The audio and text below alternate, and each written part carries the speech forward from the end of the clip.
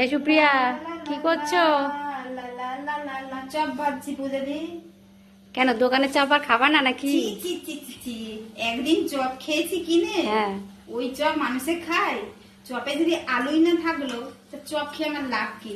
যেটা মুখে ভালো লাগবে না সেইটা নট অ্যালাউড, আর দ্বিতীয়বার খাবো না।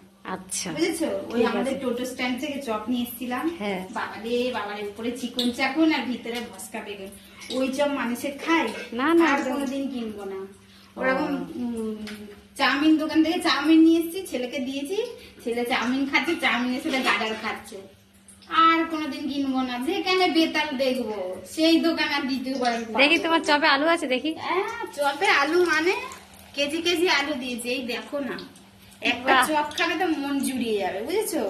এইসব চপ এগুলো ভেজেও ফেলেছে। হ্যাঁ, এগুলো বেগুনি আছে, 3টে চপ আছে।